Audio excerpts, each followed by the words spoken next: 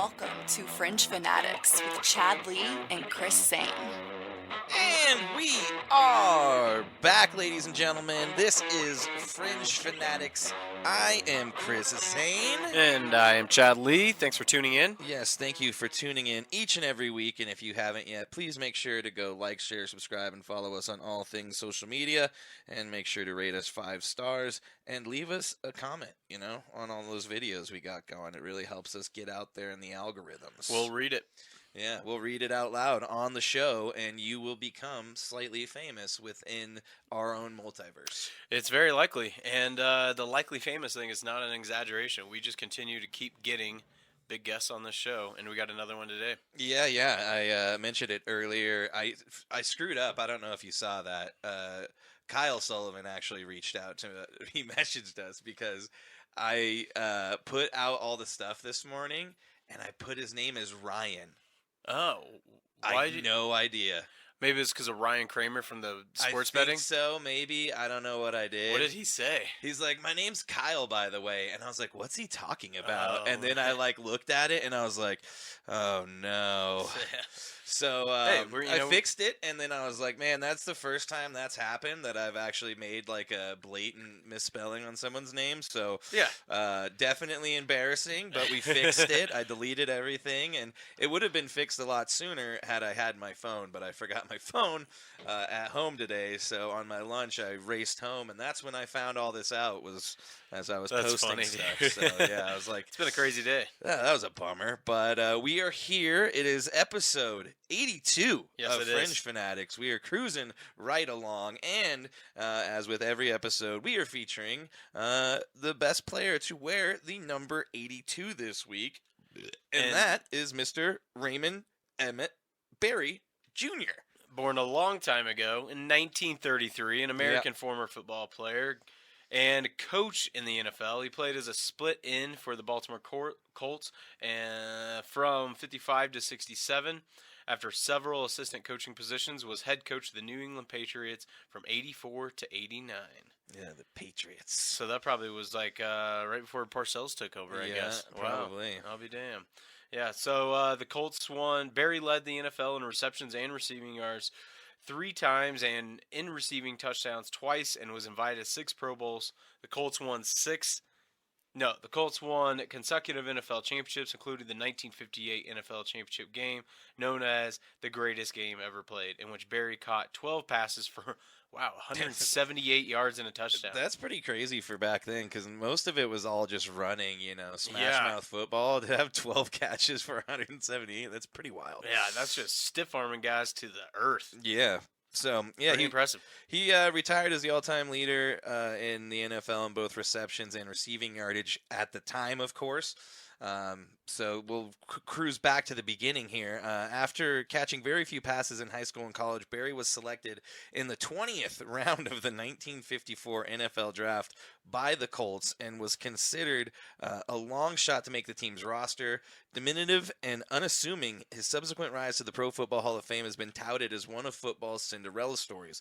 He made up for his lack of athleticism through rigorous practice and attention to detail, and was known for his near-perfect route running and sure-handedness. He was a favorite target of quarterback Johnny U, a.k.a. Johnny Unitas, and the two were regarded as the dominant passing and receiving duo of the era. So this goes way back to the beginning. We all know Johnny Unitas as one of the prototypical great quarterbacks of the day, and this guy was the reason why. So. Yep, catching all the balls from him. Yeah. Yeah. Well, like we said, 3-time NFL receptions leader, 2-time NFL receivings, 1950s All-Decade Team, 1975th anniversary All-Time, and then 100th anniversary All-Time Team. So, and then he's in the Baltimore Ravens Ring of Honor. You got to. Yeah. Because sounds about right. It became the Ravens. Changed their mascots up a little bit, but still Baltimore. Yep. Indeed. Well, hats off to Mr. Raymond Berry, an old legend. You see this here, 1992, Denver Broncos quarterbacks coach. So he was with John Elway for a little bit. That's pretty cool. Yeah, the Detroit Lions back in 1991. Fun fact for you. I have no idea who the quarterback was of the Detroit Lions in 1991, but that's a long pull for me there. But yes, hats off to Mr. Raymond Berry. one of the prolific wide receivers. Well, what do they call him? Like a split end. Kind of was Yeah. seems like It a was hybrid of a tight end. A tight end wide receiver. Kind of a Travis Kelce before there was a Travis Kelce. Yeah, definitely. So, Well, hats off to him, indeed. And we'll take a shot in his honor. let's right kick now. this off, man. Let's do Pendleton in the shot glasses. it. Yep. Is to Johnny Pendleton or whoever it is. Yeah, Raymond Pendleton. Well, episode 82. Yes. Cheers to all you guys. Cheers to you, Chad. Let's throw it Cheers, down the lanes. Cheers to you, little man. What's up, littles? That surprised me. Wow, Oh, that's this like tiny- last week. This tiny little mug holds more than I thought. Oh my god. It usually does. Oh. Holy shit. Let's go. Let's go, indeed. All right, guys. So, like we said, we got a guest coming on, but it's going to be a little bit later. I think around 6, so 5 is when we're calling Yeah, him. and I never actually got into who he is. Yep. So it's Kyle Sullivan from the Locked On Avs podcast. He is one half of the hosts of the Locked On Avs podcast. And he's going to hop on here, and we are going to break down the second round matchup between the Dallas Stars and the Colorado Avalanche. The Stars do have home ice in that series and are favored in that series, but I got a good feeling about the Avs. Yeah. Unlike the Nuggets. They got a lot of momentum going. I just recently listened to Kyle's and the other co-host of the Avs doing a crossover episode with Locked On. And that's kind of another reason Yeah. that kind of inspired this whole podcast is with you being a Broncos fan, Chiefs fan. A long time ago when I was listening to Locked On Chiefs, they would do these crossover episodes with the Locked On guys of the Broncos or the Raiders. Yeah. And, they were able to have a civil conversation. We can sometimes. It's possible. We can do this. But these guys did a great job. They broke down the Stars and the Avs upcoming series, and I'm looking forward to seeing what he's got to say. Yeah, I am looking forward to it as well. I also listened to that same podcast today. I don't think Kyle was actually on that one. I think it was just the other host. And okay. And the host of the Stars Locked On. Nice. But still, yeah, it is nice, and we are kind of tapping in to the Locked On Network, which is just nice because they literally have daily sports podcasts for every team, basically. I'm really hoping we don't get like a cease and desist from them. Like, hey, stop tapping our... Or they'll just make us the Locked On Fringe Fanatics, and we'll gladly take that. That's what I was thinking, dude. I keep reaching out to these guys, and I'm like, they have Locked On, like, singular teams. You don't have, Yeah. like, a Locked On Chiefs v. Broncos or anything like that, but maybe we could be the first. Yeah, or we could just be the Locked On everything. Like, just the Locked We're On just French locked Fanatics. on. That's what I'm saying. We're locked. We're just We're- locked on. But let's get into our weekends, as we always do at We the top shall. of the show. How was your weekend, sir? See, Cinco de Mayo weekend. Man, you're right. This is the first time it is. There was a lot going on before we started recording, so I gotta get focused in here. Should have brought my Okay. pen up here, but it was a really good weekend. I think I drank upwards of 10 to 12 margaritas. Really did Yeah. the whole white boy kind of Yeah. Cinco de Mayo celebration. Cinco de Drinko. But I've really been trying to focus on drinking more tequila.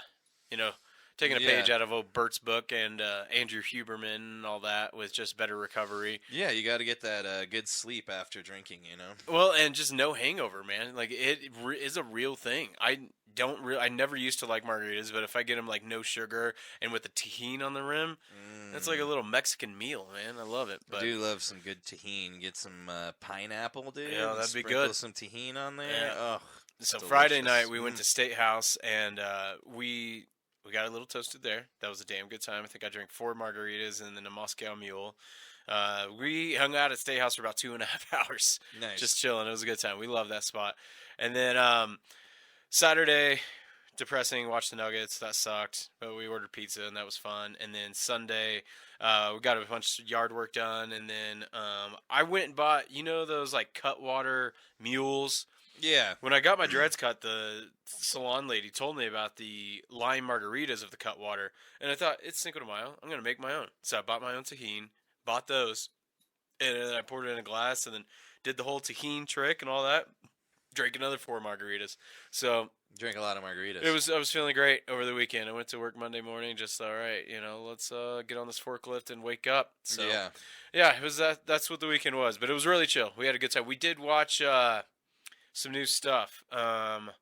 Oh, the comedy. We'll talk about it in a second. Not the Comedy the Central, roast. but we watched the roast. That was fantastic. That was a blast. Man, I was trying to think if there's a fucking movie. Oh, that Unfrosted movie with Jerry Seinfeld. Was it good? Yeah, it was pretty silly. I didn't expect her to be that silly. It's all about. I thought it was gonna be more of like a document. Like I did too. I thought it was going to be way more serious than it was, but it definitely takes a wild turn. I mean, it just gets really silly, and it was really funny. You got a huge cast: Jim Gaffigan, Amy Schumer, and stuff like that. But it's just a fun movie, not like anything extraordinary or anything like that, but worth a watch. Nice, that's cool. Yep. Yeah, Friday. I'm trying to think what I did Friday. I think me and Meryl just kind of hung out, and she was getting ready to go house sit. Or maybe Friday was the first time she was going house sit. I can't remember what happens in my weekends, and that worries me sometimes. That I'm like, when I'm 50, I'm not gonna know what happened yesterday for reals. But Saturday, that was my first day batching it. I did get, I helped my parents get their garden all tilled and ready to go with the little handheld rototiller. Nice. Tilled their gardens, and then added a bunch more dirt to ours. Also went and got a couple. Oh my god, a couple starter plants and stuff. We got some jalapenos, some serranos again. Nice. Got a whole bunch of vegetables. Yep, Mother's Day's this weekend, so it's time to plant. Yep, that's the rule here in Colorado. Yeah, unless the wind doesn't blow it away.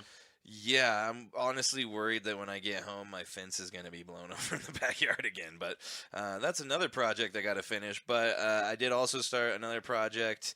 I'm going to start switching some stuff around the front yard. They had all this white rock around the front of the house. I'm going to put that underneath the fence, do some other things. But got started doing that a little bit. And then my buddy Dustin was in town. Oh, cool. So I saw him on Saturday. We went to Buffalo Wild Wings and started watching the old game there.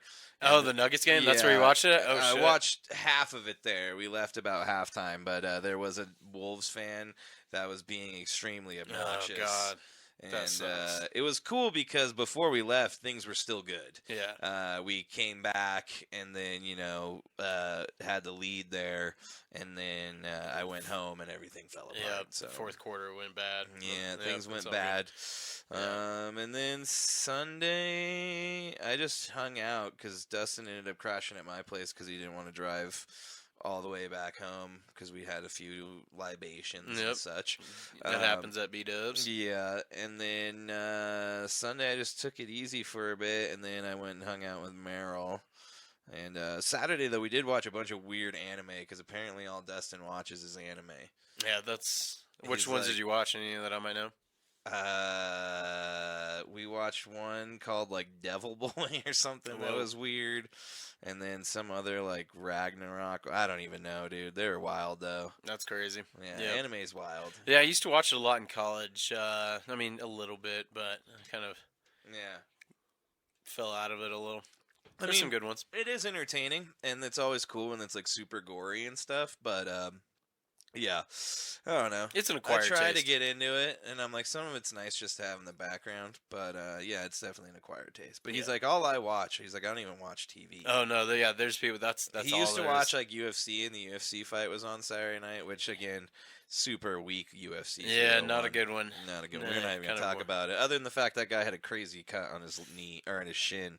Yeah, and it kind of sucked in the co-main event. The guy that lost to Jose Aldo was actually out of Denver.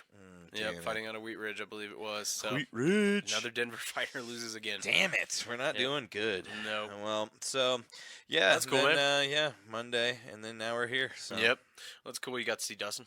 Yeah, it was cool. I haven't seen him in a while. It's been since I've seen him.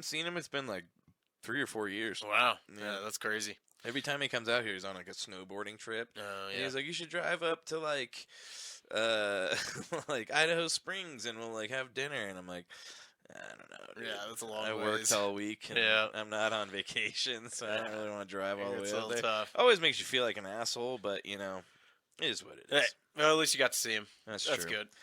Yep. So that about wraps up our weekends. I'm I trying to think believe if there was any. Oh, I did start watching the new Cat Williams. Oh, that was great, wasn't it? Did you watch it? Yeah, I did watch that on Saturday. We watched that after the Nuggets game, which was great because it kind of provided a little relief after that heartbreak. I got about halfway through it. Yeah. I always forget how preachy his stand-up is. Oh, very after a much. He's while.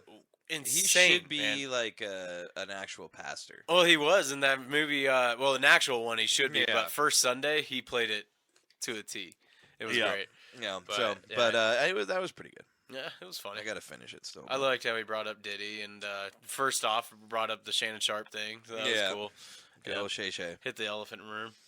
Yeah, you got to. Yeah, definitely. Well, let's get into because like we were saying, we did have Kyle Sullivan coming on. That is not until 6. Yep. So we're gonna run the show like normal. That's I right. also kind of realized there's really no point for me to hit the headlines button because we just kind of roll into the NFL. I didn't want to say anyways. anything, but you like hitting buttons, so Yeah, it let's works just out. go I ain't into mad about it. No, we're just going to go into it now. So we're going to get into the NFL to get this shindig on the road. So Let's do here it. we go.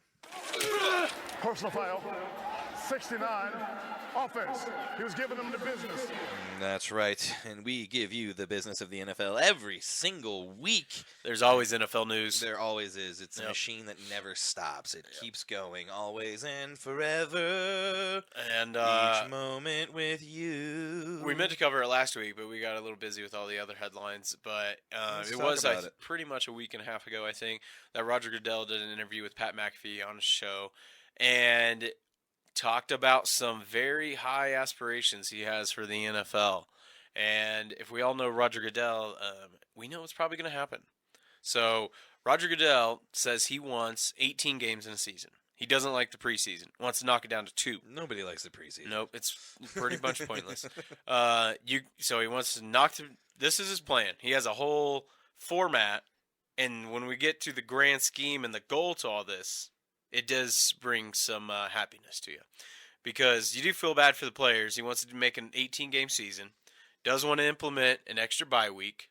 Something in there. You got to have 2 at that point. The players are going to demand it. There's no way they'll agree to this without it. Well, you don't know. They usually end up getting bent over on the NFL. Well, when it comes to pay, Yeah. and they're like, okay, well, we get paid this much.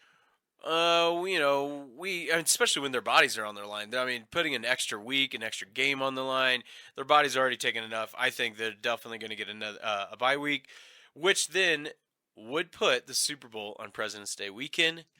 And Which is what they should have done all along. Yep, Because then guess what happens? It's basically like a national holiday. it is. And then it won't really be known as President's Day. It'll be more or less Super Bowl Sunday holiday. Hangover day. Yep, Just hangover day. Yep. So I believe that's kind of like the gist of all of it, but pretty big news because, I mean, I would say that there's talks that this is probably going to get put on the table next year, and I would say in 2 years this would probably get started. Yeah, I'm trying to think of when the NFLPA agreement is up. But I think it's either this year or next year. Oh my god, you just about died. I was chewing on some ice. I do think collective bargaining. I don't know, but we are definitely going to talk about OBJ to the Dolphins, though. That is true. Yep, he signed a deal just $3 million for the first year. So it was kind of crazy because he did admit that it was either between the Chiefs or the Dolphins, and he chose. And he had thought about the Bills, but quickly dismissed that and decided on the Dolphins because he likes the city and really likes that offense. So I mean, I can't seem to blame him. I think Mike McDaniel will figure out a really good way to use him.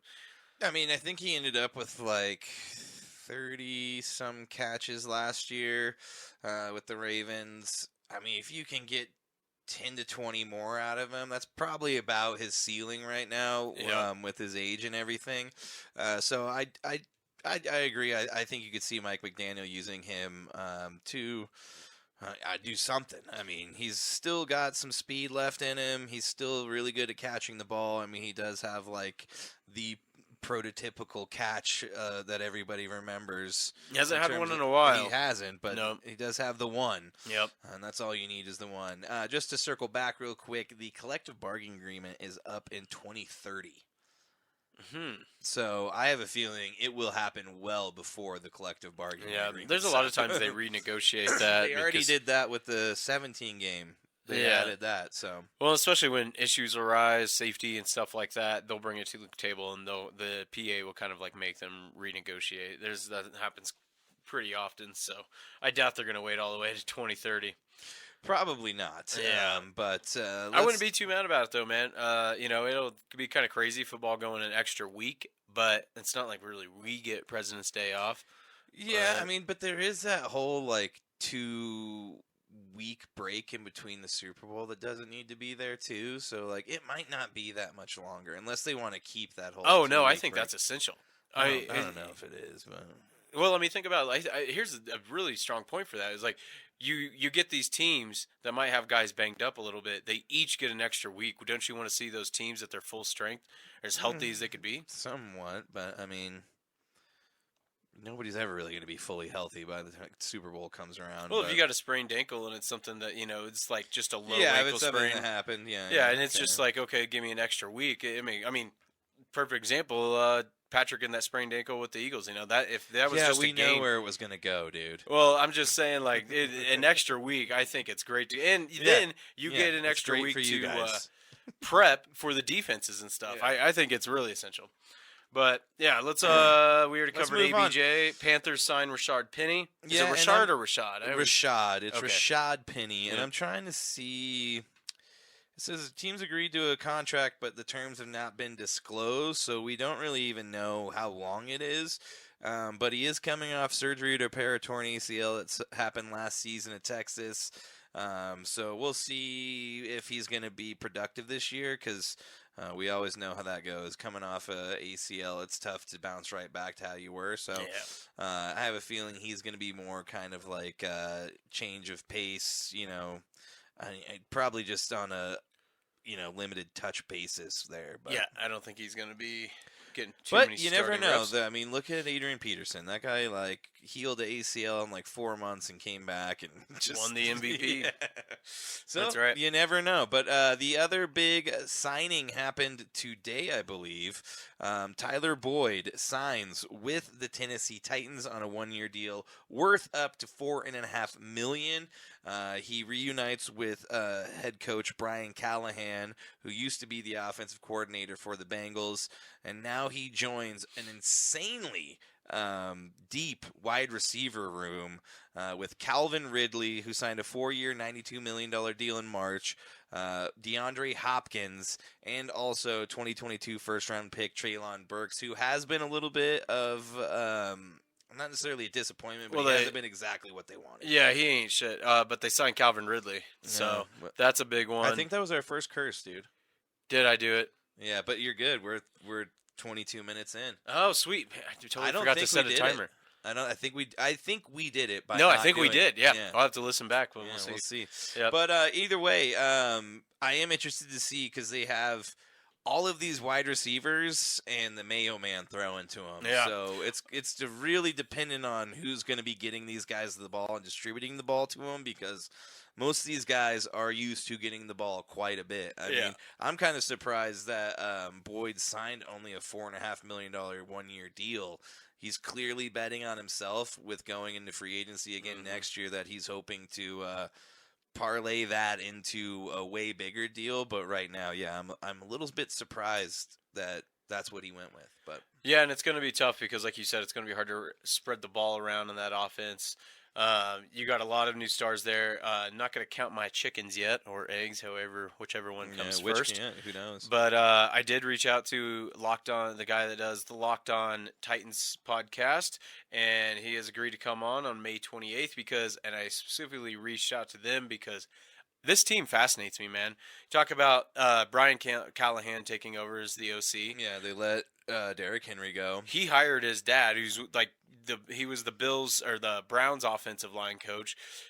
I mean, you look at that Browns offensive line who had riddled with injuries last year. Bill Callahan can seem like he can coach up anybody. Yeah. He's almost like the dad from Tommy Boy. You get Callahan behind the name, and you're just going to have great believe behind in it. Yeah. We're going to sell you some auto parts. But man, it's just nuts. Like That was a great pull right there. they I got love that. Calvin Ridley. I can't remember their running back right now. Is it Tajay Spears? I think they're rolling with Tajay Spears. I'm not sure. But I mean, it'll all really falls on Will Levis. And then they just drafted that great lineman. It was like the second best lineman in the draft. I think there's a real good chance that the Titans could be decent. I mean, the AFC South. I mean, other than the Texans, you got the Colts. Tony Pollard, That's Tajay who they went and Spears, got, was Tony Hassan Pollard. Haskins. Yep. Yeah. So- What was the name of their draft pick? Does that pop up? Let me see. So they drafted a lineman, and I think it was that dude with the really crazy name. Oh, pretty- I think it was Latu? him. Yeah. Oh, hold on a second. Yeah, because they got to. I mean, if they're going out and getting, because Brian Callahan did hire his dad as the offensive line coach, and I think he's going to really make a difference there because Tennessee's offensive line has just been in shambles for years. But J.C. Latham, Tavondre Sweat, That's who it was, Cedric J.C. Gray, Jarvis Brownlee, Jaquan Jackson. Yeah, so yeah, a lot of people had J.C. Latham as like the 2-3 best offensive line right Yeah. behind Joe Alt. So yeah, smart pick by them. I think that should help. So yeah, I'm really fascinated to see what the Titans got going on next year. Well, I think that wraps it up for the NFL. You got anything else? I got one more thing. All right. You didn't put it in the notes. What are you talking about? You're going to Oh, dude, I'm surprise me? throwing you a curveball right like now it. because I just saw it. The Canadian Football League has suspended Chad Kelly. Did he walk into a random No, house dude, again? He didn't, but it's just as bad. And we probably shouldn't joke about it. I don't really know what happened, but he has been suspended for violating the gender violence policy, which that sounds not good, with a former strength and conditioning coach after, I believe it was, it came out that there was a settlement in the coach sued him basically. So now, a lawsuit was filed. Okay, so a lawsuit was filed by the former strength and conditioning coach, and he has now been suspended for 2 preseason games, and I think it's like up to 9 games total. Wow. So yeah, unfortunately, even after being one of the breakout players in the Canadian Football League last year, they went 16-2. The Argonauts did, and unfortunately, Chad Kelly cannot get out of his own way as he has yet again been suspended and in trouble for dumb stuff. So, Oh, wow. bummer for him. That sucks. Yeah, so that's the last thing I wanted to throw in there. But we got a little extra time right now, so I figured why not throw something else in there real quick, especially if it's about Chad Kelly. Let's move on to the NBA. Take it roll! Take it roll! Outlet! Outlet! Rangers! Sandy, come on! Sandy! T! Come out. I'm burning. My lungs are burning. Yes, our legs are burning Yep. from watching the Nuggets miss shots last night. But It's tough to talk about the NBA tonight. yeah. We're still sour. Let's start out with a couple of good things. I guess one of them's good. One of them I'm still salty about because it involves the Timberwolves. But Victor Wembanyama wins Rookie of the Year, which is well-deserved for him as he averaged 21.4 points a game, 10.6 rebounds, 3.9 assists, 3.6 blocks, and 1.2 steals per game. Wow. That's a hell of a stat line. Should for have been a rookie. Defensive Player of the Year. Should have been, but that's going to parlay us right into To the the news new that came out tonight. Just Yep. came out. He's a newborn dad. Well, Dad. or He's a new dad, I guess. He's a new dad to Yeah. a newborn. I guess he Newborn is dad. a newborn dad, too, Yep. technically. However I don't you know if look he has at any it. other kids, but that's why he No, missed last night. I think it was his first kid, so Okay. understandably so. Although I thought it was weird. I heard at one point he was on an airplane and over Nebraska, but they were getting diverted because of the wind. I don't know for sure, but we've had insane winds here in Colorado the last 3-4 days. And it's been delaying everybody's flights. In fact, Chad's dealing with that right now. Delayed Yep. flights due to wind. Yeah, And Hannah's it's she just took off now, so Yep. I wish her luck coming back in these windstorms. I read an article yesterday that the wind's been so bad. And if you've seen air quality alerts around the Denver metro area, it's because the wind is actually pulling the ozone layer closer to the surface. And that's what's causing the bad air quality. Yeah, That's I some probably got to call into work tomorrow. crazy shit. I can't breathe. Other news in the NBA, Darvin Ham is fired after 2 seasons and leading the Lakers to the playoffs. The last 2 seasons as well, once getting them all the way to the Western Conference Finals, and this time getting them knocked out in 5 games against the Nuggets. But it's another case in point of why LeBron is not the greatest of all time.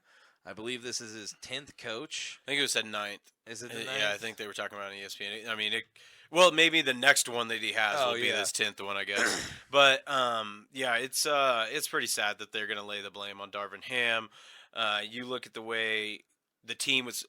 Rob Pelinka should be the one losing his job. Darvin Ham took this team of 2 NBA All-Stars and AD and LeBron. No doubt they have played pretty decent.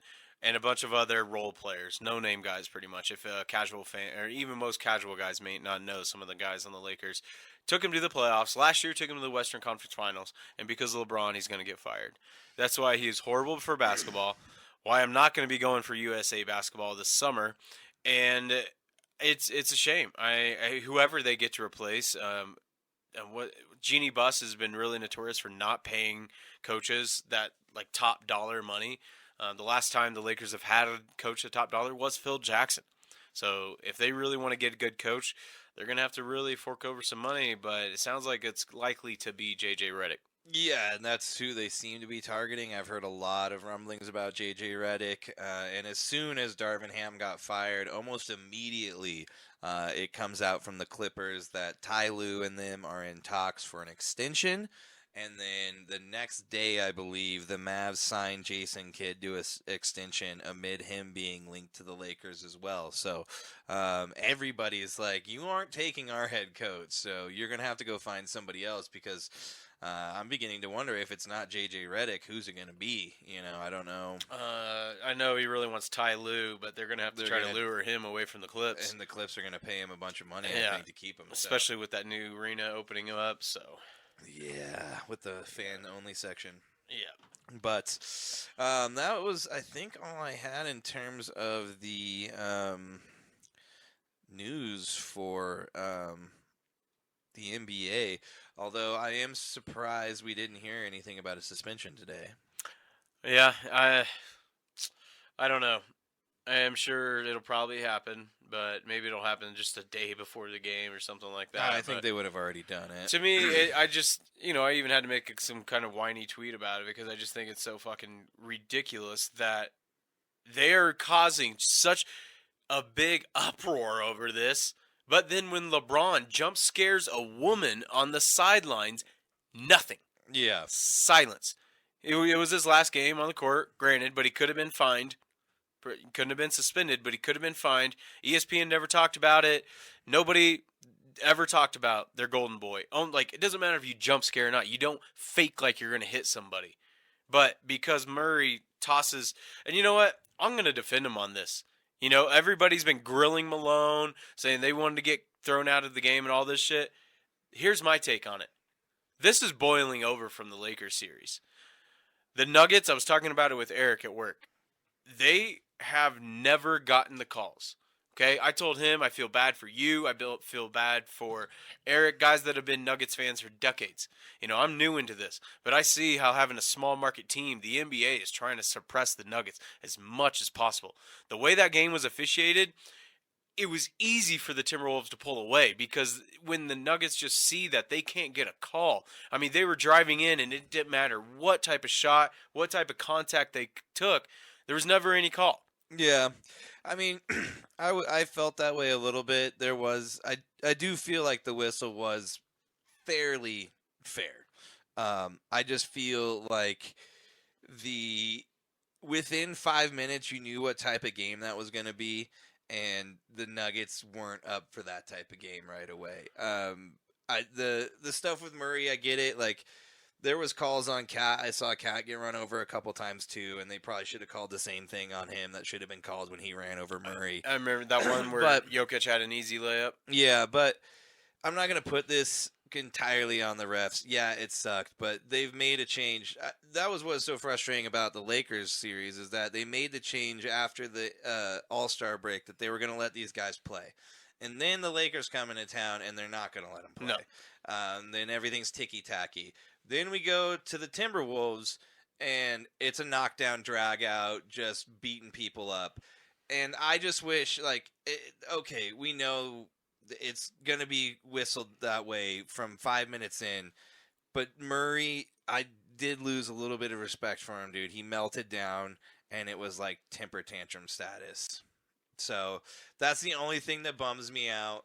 I just feel like they had a chance to really, I don't know, show up and do something, and they did not rise to the occasion at all, and it was extremely disappointing. I see where you're coming from. It was embarrassing for sure. I mean, the thing we were talking about with the suspension, it should have been a suspension. Like I said, I won't be surprised if they do end up suspending him. I just think if it was going to happen, it would have happened already. But Murray, in a temper tantrum thing on a bad call, threw a heat pack onto the floor from the bench. Right after he threw a towel, too. They made a statement on the PA saying, fans, you need to not throw things on. They thought it was a fan. That's hilarious. Yeah. They didn't realize it was Murray at first. Yeah. But, yeah, it was a bummer, man. And I hate to say it, hats off to Minnesota, dude. They played the game right. They saw how it was going to be officiated, and they took complete and full advantage of it. And they punked the Nuggets, dude. They deboed them. I mean, they took the Nuggets chain and rode off on their bike. Oh yeah, and punched them in the eye. They deboed them. Yeah, they deboed them for sure. Yeah, and I mean that's just it. Is I get that. I'm not putting this on the refs at all, but I think it really takes a lot of the energy and the motivation when you're trying to make a comeback, even when you're down 10 or something like that. Every time they drive, they can't get a call for anything. And, we, like you said, after the All-Star break, they're going to change this up. Then they run into the Lakers. Well, then, after Anthony Edwards is continuing his rise in stardom, my hunch is the NBA's like, well, we've got this rising star. We can't let the boring Nuggets try to shut that down. We've got to do everything we can to do this. And they did.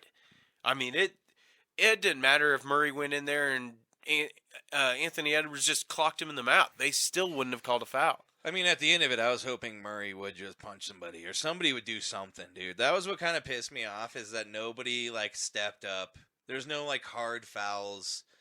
I don't know. You knew it was bad, too, right away when Gordon's shooting the way he was, and he was making them, which I was pumped on, for one. But I'm like, this is not good, though. Yeah. That's not the way they play. No, you can't have... Gordon shouldn't be shooting threes. No. You know what if I it mean? was Gordon just getting dunks and alley-oops, I'd be happy with it. But we couldn't score in the paint at all. It wasn't like we could even, get a shot off and it was missing. We couldn't even get the shot off because they were blocking everything in the paint. Yeah, it was an incredible defensive display, and it pissed me off hearing him talk about it all night, but after, sitting down and being, just accepting what happened, they played it perfectly, man. The length they have has upset the Nuggets, with Murray being not 100%. I don't even think he's 50% right now. What was he, 3 of 18 or something like that? 3 of 18, yep. Yeah, and I think him and Jokic combined for 8 total shots. I think Jokic had 5. So, Jokic still has a decent-looking game in the stat line with 16 rebounds and 8 assists. But, Gordon shouldn't be your highest scorer. If he is, that's great. But there's significant problems here, and I think it leads a lot to do with injuries. I think they blew their wad coming down the stretch, trying to play for first, and I think it's kind of hurt them now. And without Murray, I don't know what we're going to do. I think this all stems from that. They definitely got a little banged up, and they blew their wad doing that. But I think this is a direct result of that Spurs game right there at the end of the season that they dropped. Because if they don't drop that game, you're in first. we're playing the Mavs right now. Yeah. And the Thunder are playing the T-Wolves. And they could have knocked out each other, one or the other. We could beat the Mavs. This all stems from just – that's why I kept saying, I was like, we need that 1 seed. We need the 1 seed. You got to play the best team that fits your profile. And now, look, this is where we're at because of that Spurs game. Yeah. I mean, there's obviously way other games that they dropped during the season. But when it comes down to the stretch, when you knew what games you need to win and what mattered, they dropped that one. Yeah, that was huge. But let's move on to the next Western Conference matchup, which starts tonight at 7:30. Oklahoma City versus the Dallas Mavericks. Oklahoma City has home court here, and the Dallas is coming in on a hot streak after knocking off the Clippers. And they just signed their head coach to a multi-year extension like we mentioned earlier. Well deserved. They did lose their big guy, Max Kleber, to an AC joint. He is out indefinitely. That is going to be huge for them as they move forward, how they're going to deal with that. And also, how is this team going to deal with Shai Gilgeous-Alexander and stopping and slowing him down along with the rest of the OKC young guns, because they are looking pretty unstoppable right now. Yeah, and I think they're really hungry to try to prove that they aren't just young, that they may not have a lot of experience in the playoffs, but I think they're willing to keep it going after defeating the Pelicans. So this is going to be a tough test with the Mavs. I'm really excited for this game tonight. Yeah, I'm definitely interested to see how the Thunder are going to combat Kyrie and Luka, because they are finally starting to seem like they are playing the type of basketball we initially thought they would when the trade first happened, but it has definitely taken them a little while to start gelling. But now you're starting to see the pick and roll they can run, and just the ability for Kyrie to just be a floor general out there is definitely going to help them down this stretch here. So I'm interested to see how it goes. We got Tuesday night tonight. Thursday is the second game. Then Saturday and Monday. Looking forward to it. Should be good, man. I'm excited, dude. I think I'm ready for this. Like, Kyrie and Luka, I think they've really figured something out. When they get 25 each, it's a tough team to beat. As long as they play defense, then they've got a real chance. Yeah, and that's going to be the big thing: is can they stop these guys? And is it going to be something that's feasible for them to do over a 7-game series? We'll see if this one ends up going 7. I think honestly, you got Oklahoma City in 6, but I could be wrong on that. Yeah, it's tough to say. I think I'm gonna take the Mavs in 7. You're nuts, dude. Yep. I'll bet you money on it right now. No, Let's do it. Bet a burrito. That's what we do. Bet a burrito. All right, well, let's move into the East. Which one do you want to go with first? We can start with the game that's happening right now, the Celtics and Cavs. And the Celtics have a 6-point lead up on the Cavs, 40-34. In the start of the second quarter, the Cavs defeated the Magic in a Game 7 on Sunday or Saturday, whatever day that was. It was Saturday, I believe. Yep, and that was a hell of a series, man. Banchero is a stud. That dude can score wherever on the court. That Magic team is going to be a really good one if everybody that's there stays there. Yeah, we were talking about it throughout the year that they were kind of like the dark horse where we're like, wow, I can't believe that the Magic are actually here down the stretch. Right? It's crazy. But Donovan Mitchell said he had enough losing, and he came out and scored 39 points. Karis LeVert adds 15, and Cleveland avoids what would probably have blown up the franchise if they had lost to it was on Sunday, you were right, to the Magic on Sunday to advance to the Eastern Conference Finals. At one point they trailed by 18 in the first half, but Mitchell said nuh-uh.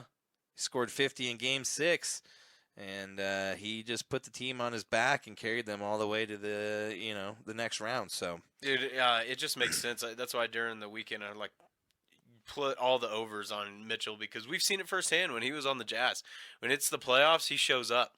averages like over 30 in the playoffs. He had 89 points in Game 6 and 7.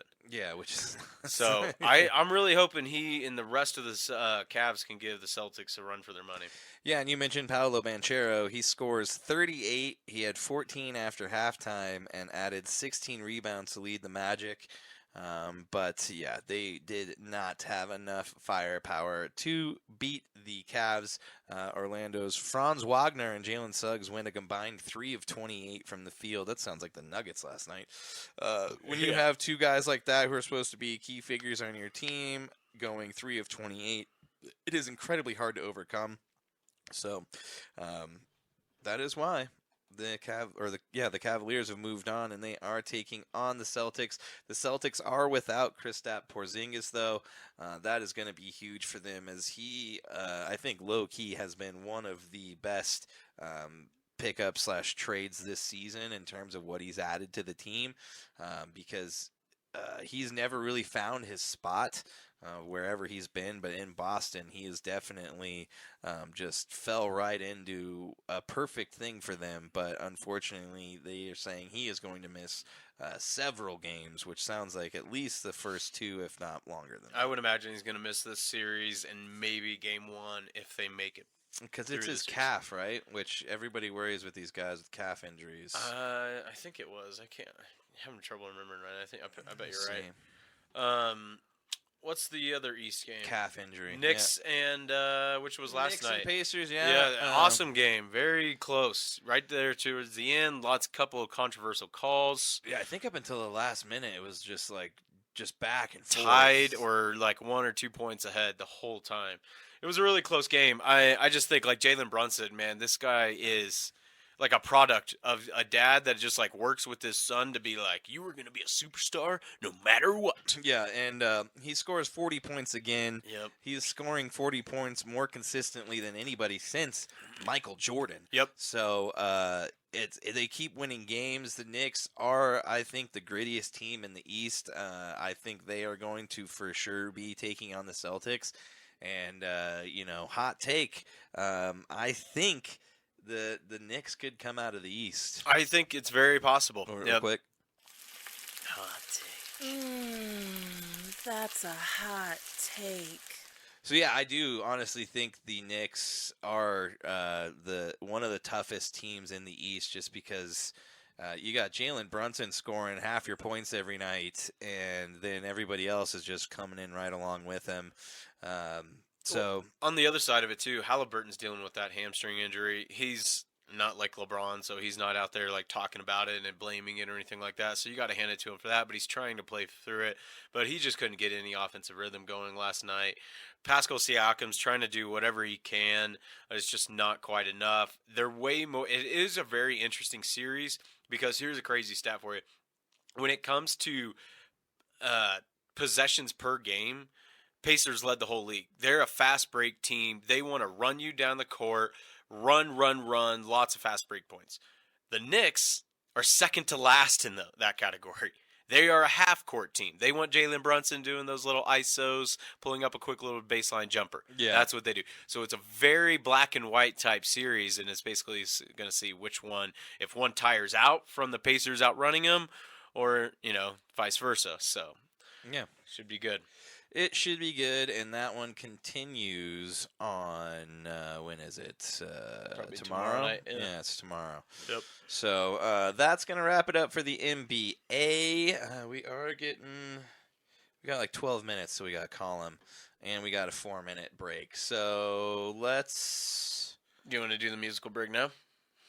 Yeah, we could. Let's just do the musical break right frickin' now. Let's do it. Why not? All right, so we're going to cruise right into the music break. The band this month, we got a new one, ladies and gentlemen. It is THELMA and the SLEAZE. They are the greatest DIY queer southern rock band coming right out of Nashville, Tennessee.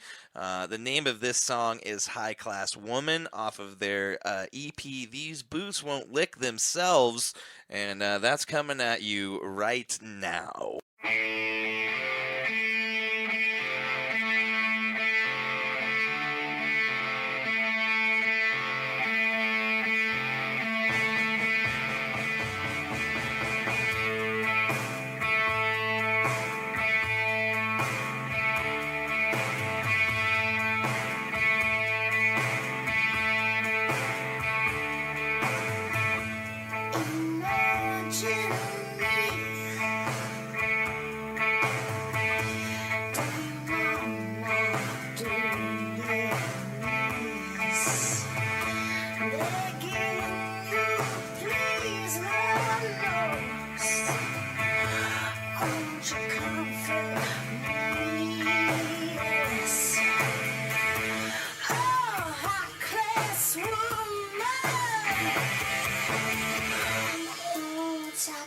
shelf woman.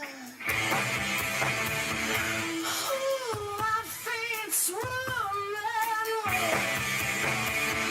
Won't you comfort me? Yes.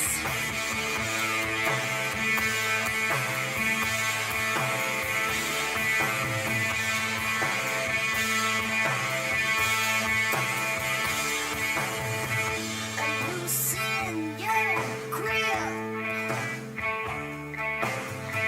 before you sink your teeth.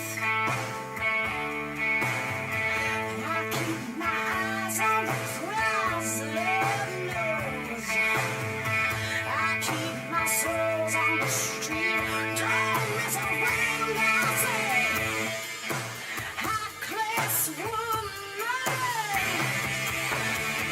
Oh, top shelf woman. Ooh, I fancy woman. Won't you comfort me? Yes.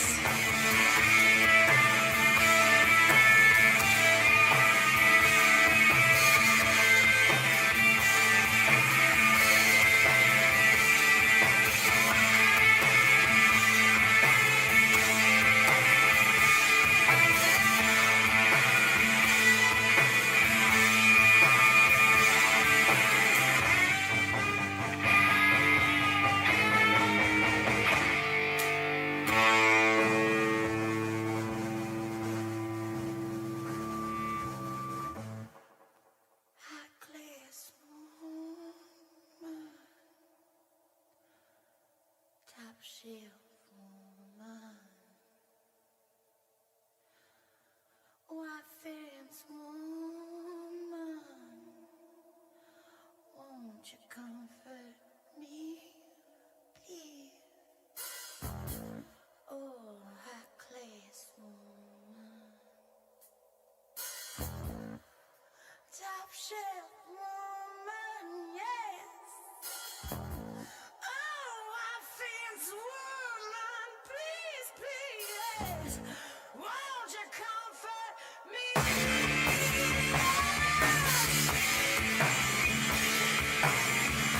Won't you comfort me?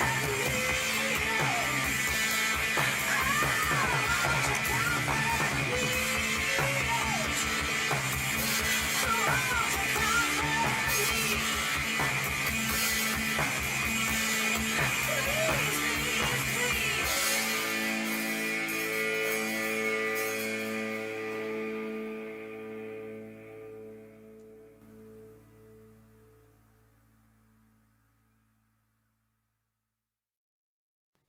And we are back once again. You just heard Thelma and the Sleaze. The name of that song is High Class Woman off of their EP, These Boots Won't Lick Themselves. My band, the Born Readies, actually has the great honor of being direct support for Thelma and the Sleaze as they are coming here June 6th at the High Dive. So make sure if you are in Denver to get your buns and gear, get on down to the High Dive June 6th, because that's going to be our first show of the year. Brett's got new knees, so he's ready to party. And Thelma and the Sleaze are going to be coming in hot and heavy right out of Nashville, Tennessee. If you haven't yet, please, well, I know you haven't because you probably just heard about them for the first time, but if you just go and like them and follow them. They're a badass band. That's a badass name. It is a badass name. We all love Thelma and Louise. Who doesn't love Thelma and the Sleaze? So go and check them out. Make sure to check out thelmaandthesleaze.com. You can purchase all of their merch directly from them or find out where they are playing. They are on tour right now, so they could be coming to a city near you. Make sure to go check that out. Let's get back into the show, Chad. But first, let's do a little cheersies. Let's shout do it. out the turnsies. Let's keep it going. Yes, here's to Thelma and the Sleaze. Thanks for hopping on this month. We Thank you. appreciate it. Cheers. Cheers, sir. That one wasn't as bad. Nice. It's still good. Nice and warm, the way you like it. Yes. Well, we got about 5-10 minutes. Well, we got before- 10 minutes. Yep. Basically. So let's talk about this Tom Brady roast, man. Okay. Yeah. Yeah. I let's figured talk that'd about be kind of a good filler for the next Yeah. few minutes. Did you watch it yet? I haven't watched it yet, not the whole thing, because I heard it was 3 hours long, and I was like, that is Oh, dude, wait. very long. Oh my god, you have such a short attention span. Oh my god, man, I wish it could have been 4 hours when I was watching it. It was so fantastic, man. They have blown Comedy Central out of the water. Comedy Central is basically no more. What is on Comedy Central nowadays? The Daily Show. Who watches that? Nobody. Even then, the Daily Show's just on whatever streaming service it's on now. But Well, I mean, it's Comedy Central's just pretty much just show reruns. I think it's just it. It's just yeah, like how MTV is just Rob Dyrdek. it's just channel. ridiculousness over and over Yeah. again. But I've watched a lot of the roast. I am a comedy nut. I got tickets to Tim Dillon here coming up. I'm really excited for that. But yeah. So when I used to watch these old roasts, it was so annoying where, they would do a roast, like, someone get up there, do their roast, and then commercial break. All right, then let someone else come to commercial break. I mean, it turned into like a 4-hour thing, rather than this one was just continuous, jokes. I felt like my rib was gonna pop out because I was laughing so hard. Nikki Glazer killed it, man. She's hilarious. Like, I mean, Yeah. that's just it. It's like, if you know of like comedy, then you know who these guys are. Andrew Schultz was up there. Two Bears was up there. I mean, it was great. Like, Tom Brady, when he got his chance, he called them the two racist Bears. Like, oh my god, man. Like, at one point, Bert was comparing Tom Brady to Hitler. Like, I'm not gonna ruin too much for you guys, but like, I'll have to dude, go and watch it. I was gonna watch it last night, but then I was like, the Nuggets are on. I was like, and then I had shit I needed to do, and I was like, I don't have 3 hours. Plus, I've seen the majority of like all the crazy stuff on on tidbits on Twitter and stuff, but I probably do need to watch the whole yeah, thing. you don't need to be too cool for it or anything like that. Dude, It's hilarious. I'm too man. cool for school, dude. I No, don't. it's worth it, dude. It's so worth it. Because, I mean, it's Tom Brady. As a Chiefs fan and as a Broncos fan, everybody has personal vendettas against the Patriots. But it's funny when they can make fun of themselves. And, I mean, he called it the greatest roast of all time. And I think, hands down, like that, it's hard to beat. Like, the Bob Saget one. The Rob Lowe one was really good. But the thing of it is, Tony Hinchcliffe has been the showrunner pretty much for a lot of these. Yeah. And they let him even do like a Kill Tony segment where they gave Dana White 60 seconds uninterrupted. I mean, it was nice because all Dana the other White's was kind of dumb. Well, I didn't hear what all he said other than like his bitching about them only giving him 60 seconds. No, so you got to watch the whole thing, Yeah, man. I Yeah, know. you can't say it's done without watching the whole thing. I so, can. I did. Well, the thing is, you watch it and you'll see, man. I guarantee you'll be laughing. McJudgerston. You're the one judging saying it was That's what done I'm saying. You're first. calling me Judgy McJudgerston. You can't judge it without watching it first. Dude, it was hilarious, man. You're right. So, You're right. the thing, what I wanted to get at was just Tony Hinchcliffe has been behind the scenes all these years. He's the one that's written jokes for all these celebrities and everything. Now, they actually gave him the limelight, and when he got up there, he's the greatest roaster of all time. He hosts Kill Tony, and he's the king of puns and everything like that. He destroyed everybody. He destroyed Kim. It was fucking hilarious, man. Totally worth watching. And it was great because, you got to be able to laugh at yourself. And he even gave shit on Chiefs Kingdom, saying that there's a reason why they're the loudest stadium. It's because they're full of 14-year-old girls screaming. So, Yeah. I love it. Yeah. And I was also excited that there wasn't really too much said about the Broncos other than Peyton Manning. I felt like, but again, I didn't watch all of it, but all I heard was like, you might live in Denver, you might live in Louisiana, but you'll always live in my shadow. Yeah, that was fucking good, man. That was pretty damn good. And it did give me kind of a look, and I think he may be good at, depending, a game is like, and this was a live event, but, NFL games totally different, but it did give me kind of a little look, maybe he might be good at broadcasting. I don't know. Maybe, but I will say one thing. He needs to stop getting plastic surgery. Oh, man, that's the way they made fun of him. Dude, for that it shit was looked great. Like, if he turned around, you would just see like a wad of skin behind his head. Just pulling where it back. it's just stapled in a wad to keep his face. Because, like, he is starting to look like not a real person. No, definitely not. No, and they make jokes about like him and his plastic surgeon and all that. They make a lot of jokes on Alex Guerrero. his trainer with TB12 and how they're so TB12 close. went bankrupt. Yeah, it's totally worth watching, even just for We've got when when they made jokes about Giselle and the jiu-jitsu coach, because in the first 10 minutes Kevin Hart did that, and Kevin Hart killed it as a host. When they made jokes about the jiu-jitsu coach, Tom Brady didn't smile.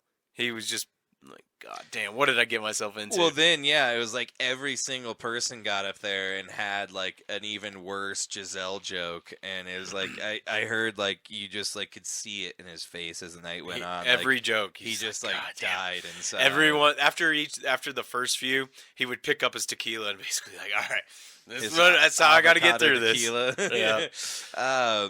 But the wild thing though, which I'm not sure if it was staged or not, but Jeff Ross, the roast master, And the usually, Robert Kraft joke? yeah, How could that have been staged? I don't know. It just seemed weird Well, to some degree. it looked like the opposite of that, because in a roast, like you're all like everything goes. That's what I'm saying. Nothing's That's off why it limit. seemed like And so, but it's Robert Kraft, a billionaire. When a billionaire's sitting there, there's gonna be, for him to have, and he had stuff to say. He got on the mic. For him to be there, they're gonna make certain contract like clauses to where certain things cannot be said. And when he Maybe. got in trouble for his massage thing, and Jeff Ross started going into that, there was a completely different look on Tom Brady's face, and he said, "Don't you fucking say that." And we were all like, "Holy shit!" I thought it was like, "Don't say that shit again," basically. Oh, he said, "Don't fucking say that again." Yeah, I was like, "Holy shit, man, that was Yeah. serious." So, but, Yep. well, Yeah, it was great. Gronk's jokes, all the jokes about Gronk being stupid, it was hilarious. yeah. Real quick before we call Kyle Sullivan, let's touch on F1 real quick. a good idea. If we have time, we'll cruise through the NHL playoffs. But given the fact that we're going to call him at 6:05, which is in like 3 minutes, it may be tough to run through it. So we'll see what goes on. But let's get into F1.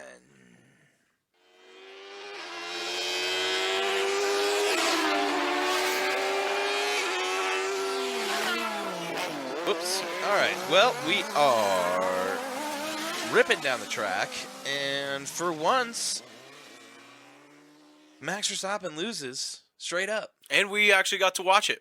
Yeah, we actually got to watch it. It was started nice. at 2 p.m. Sunday. I think I watched about 3/4 of it. Yeah, I watched most of it. I didn't see the ending, unfortunately. Oh, yeah. But Lando pulled out to a big lead, and it was around like plus 12, and then as he kind of just like took off the last few laps, it ended up being like plus 7, I think, is what it ended as.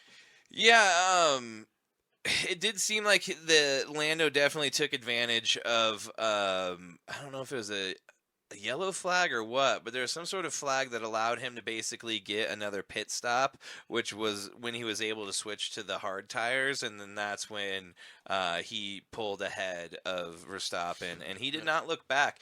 And we've been talking about Lando Norris for a while, as him and the McLaren team have been slowly surpassing Ferrari and Yep. starting to sniff the heels of Red Bull. And if you look at just Lando's finishes this season, and it even goes back to last season, second in China, the last race, Japan in 7/4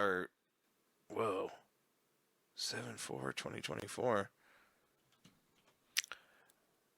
Oh, weird. Confused. I'm just very confused right now. Well, he has been finishing in the top 5 quite a bit. Oh yeah, this is right.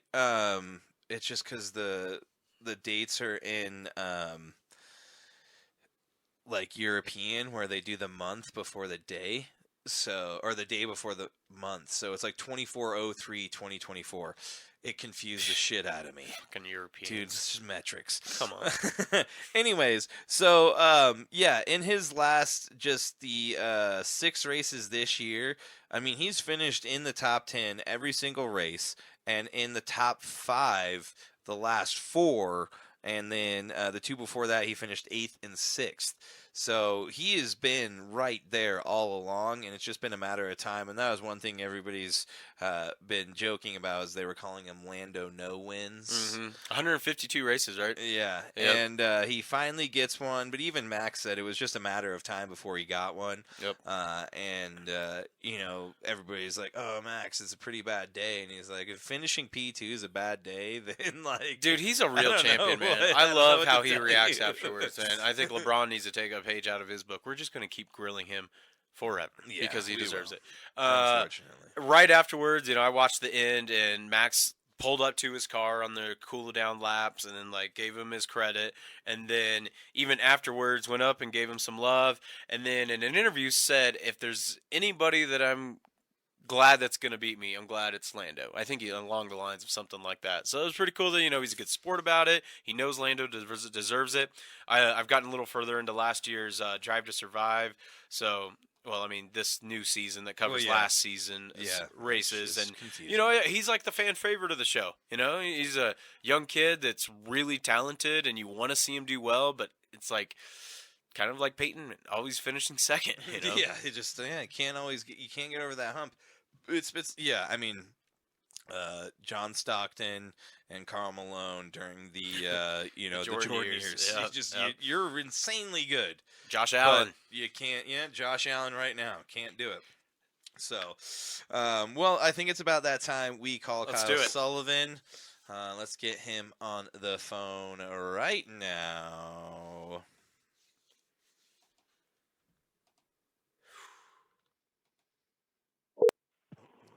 Hello, this is Kyle Sullivan. Sorry I missed your call. If you leave your name and number after the beep, I'll get back to you as soon as possible. Or you can text this number, and I'll get back to you even quicker. Thank you. All right. We're going to text him real quick. Yes, we are. He just said 51 seconds ready when you are.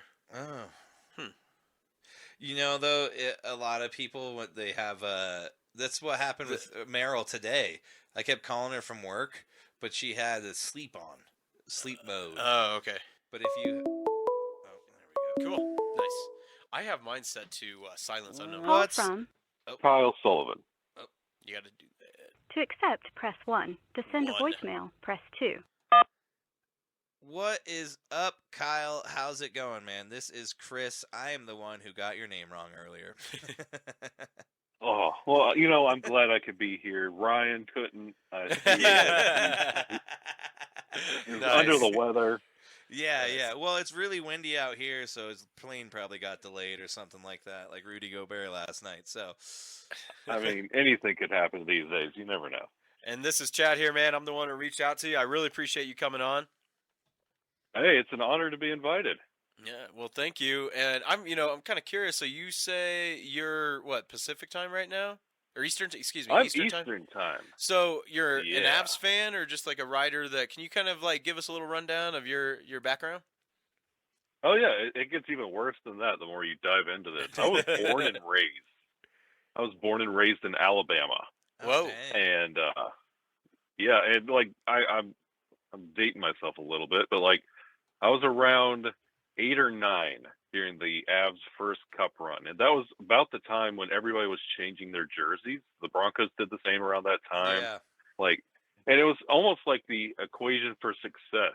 Like when the Broncos did that, they immediately started showing up at the Super Bowl. The Buccaneers, when they changed their logo, the same eventually with the Titans. So when the Nordiques, when I saw that logo on SportsCenter, I was like, ooh, I like this team.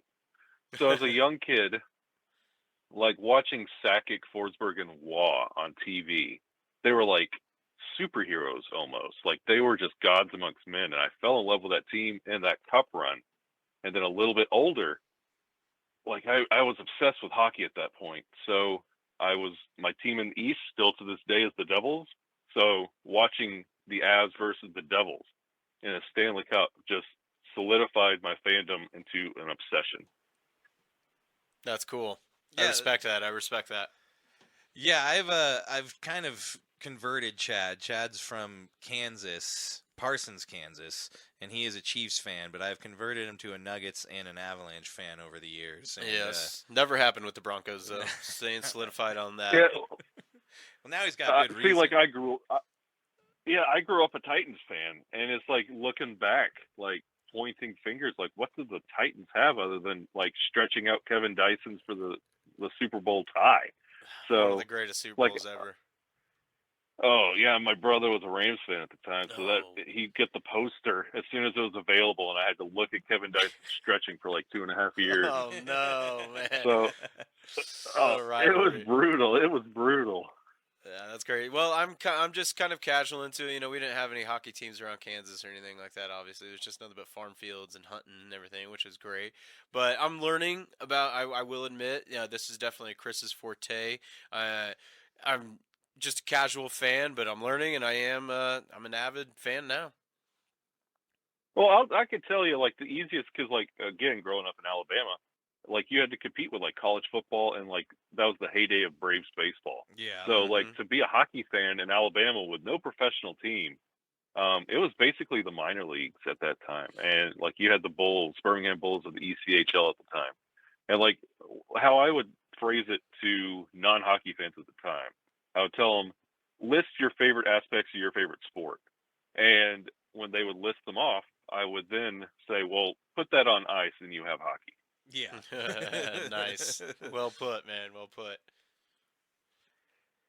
So that's if you're just getting into the game, if you come from a football, baseball, soccer, whatever sport, whatever the competitive aspect or what makes your game unique, you can find that in hockey, but at 20 miles an hour on knives. Yep. Yeah, and that's the crazy thing about it. They basically are just skating around on, katanas, basically. So Bunch of Jason Voorhees out there. Well, I'm curious, Yeah. if you're a big Avs fan, how did you eventually get to be like in the Locked On Network and the media like that? That's got to be quite an honor. Yeah, and it's a crazy ride, and honestly, I'm blessed the whole way to be where I am today, and it's just that fandom, and I feel like having to like my nickname back home was like Hockey Jesus, because everywhere I went, I was like spreading the message of hockey, and like having to defend it against like the rabid like heartland of college football. The Crimson Tide. Like I feel like, yeah, I was. And see, even worse, I was an Auburn fan, so I was against the Oh, norm man. there too. no. You're an So, outcast. like, I'm telling you, so like having that fandom and you have to defend hockey like that, like I'm telling you, I would play Super Nintendo Stanley Cup on the Super Damn. Nintendo and simulate seasons and track my stats. And like this is before the internet was readily available, so I would play every new EA Sports installment, and I would like observe the rosters. And like you didn't get to have like who's on this team this year. You couldn't go pull that up on the internet willy nilly. So you had to like, oh my God, he got traded. He moved here, and Yeah. I would buy the game and just go through the rosters, and I would just write it down. I would buy every magazine I could. I was obsessed with the game. I loved it. So Wow. like getting to where I am now, it's having that fandom, like having the access to Twitter, just like live tweeting games, and people like, what are you doing in Alabama talking about this? And then it's just growing and connecting with the hockey community, because guess what? I know you're lucky to have like the Denver area is lucky to have the Avalanche and all these NHL markets, but hockey is worldwide, and there's a whole hockey fan base that is looking to connect. And if you could just connect on the grounds of don't gatekeep, it's just like connect. You're a hockey fan, cool.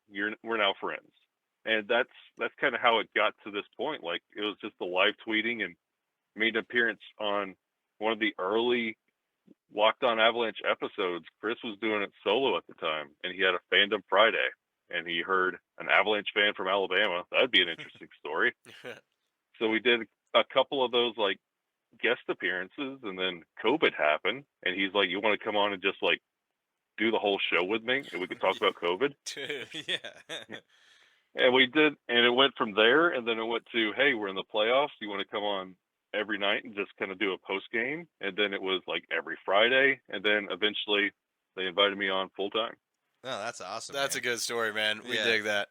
Yeah, but we kind of started similar. We've both been buddies for a while, and just we'd always be talking about sports. Our girlfriends eventually started thinking we were cheating on them because we'd be sending like, these long, just like novel like messages to each other after Nuggets wins or whatever Football it may or be. something, yeah. And that's how the podcast came about. We're just like, well, we sit here and spend all this time talking about it. We might as well try and monetize it if exactly. we can. Yeah. Might as well make money while hanging out. So it's cool to hear a similar story. That's really cool, man.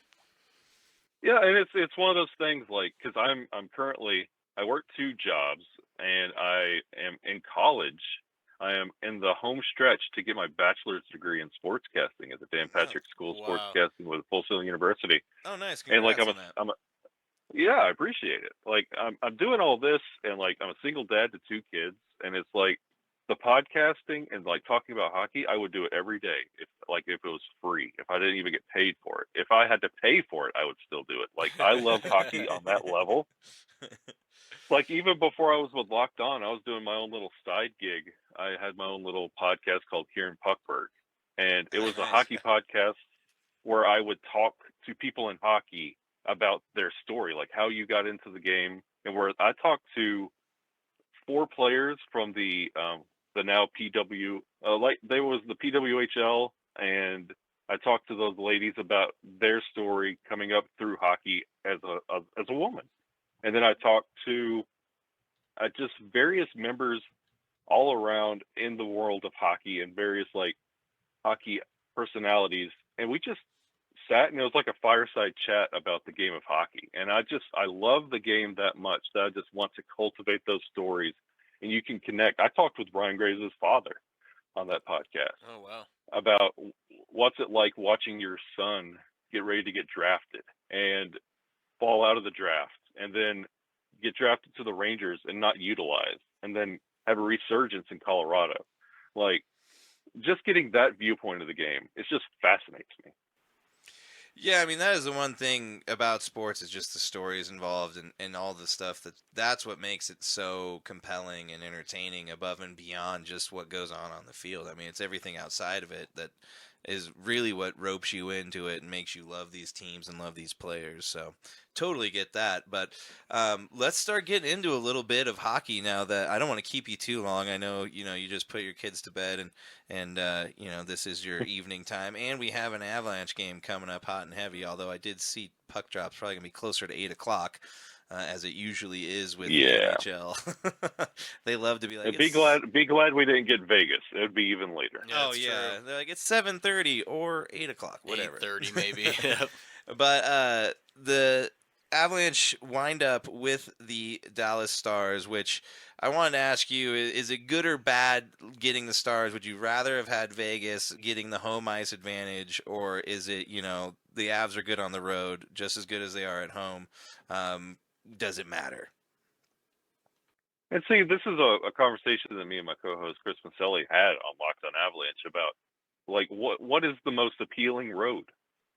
Like, do you want something that favors the Avs? Because if you want a favorable opponent, that would be Dallas. It would be a nice offensive show, even though Dallas doesn't score to the level that Colorado does. Nobody really does. Mm-hmm. But they can still hurt you, and you see Ottinger taking a similar parallel to what Georgiev is doing right now. And it's a fantastic matchup. If you're just a hockey fan with no allegiance, this is the matchup you want to watch. But if you're a Colorado Avalanche fan that you just took down Connor Hellebuck, and then you have that Bill Goldberg mentality of who's next, then you want Vegas. You want to take down the defending Stanley Cup champion. The entitled rivalry that you have with Vegas, you want to take them on, and then you want to take down Connor McDavid, and then you want to take down the Rangers, and then sweep them all and hold that cup as the best in the world, a Mortal Kombat tower, if you will. There you go. But it's right up to Goro. Dude, I love the references right now, man. It's my middle school. This is what you get when you talk to me. I love it. It's fatality. But see, with Dallas, this is kind of, it favors, especially with going into that Winnipeg series. I'll be straight up with you. I did not anticipate it going the way it did. I did not either, honestly. Especially after game one. Georgiev looked like a ECHL goalie, an SPHL goalie. He was not NHL caliber. But then you like take a step back from the hurt of a loss, and you see that we did put 6 past Hellebuyck. And then game 2, everybody kind of stayed the same path, but the Avalanche started turning the corner, and Georgiev stood on his head. And then it was a 5-game series. Like, who would have anticipated that, with especially how the regular season went between those two teams? So going into this series, I do feel great. But again, if you watched all 82 games of the Colorado Avalanche, you don't know what team's going to show up night in, night out. Mm-hmm. That is a scary So thing.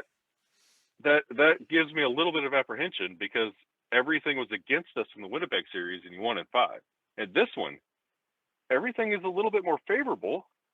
So what does that mean if we're going off that math? So this could be a scary series, and Dallas is known to get physical. And with the injury problems this team has sustained for the past 5 years at this point, is that really what you want to see if you're going to have to go eventually face Vancouver or Edmonton? Yeah.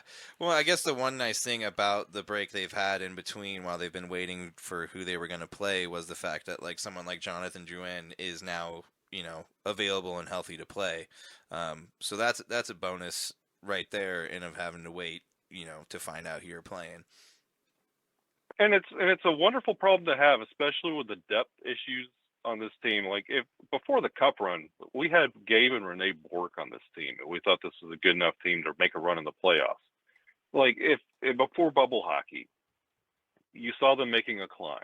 And then when we're talking about Joel Kiviranta on line 4 and Kovalenko and Chris Wagner as options, we're talking line 4, which would be like your second line on maybe half the other league's teams. Like, the Avalanche are deep. They're scary deep, but you don't focus on that because you have Mikko Rantanen, you have Cale Makar, you have Nathan McKinnon. Like we say it so many times, because Locked On Avalanche, we try and keep those episodes about 30 minutes. And it's so hard to get to every member of this team, like Middlestat and Drouin and then Colton and Wood.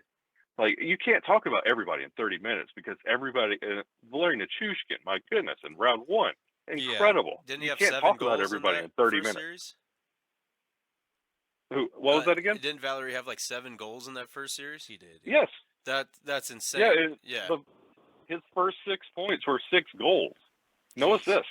Wow. Well, he's just standing there, blocking Hellebuyck. I think they said like over 70% of the shots on goal Hellebuyck didn't even see coming. So that was all through the screens and everything. And then you have Valeri Nichushkin going up against his former team. And in Dallas, the Dallas gave up on him and just basically got rid of Valeri Nichushkin to Colorado, and the rest is history. Yeah, so that was basically especially like a after throwaway for them. They were giving, like you said, it's like it's no longer worth our time.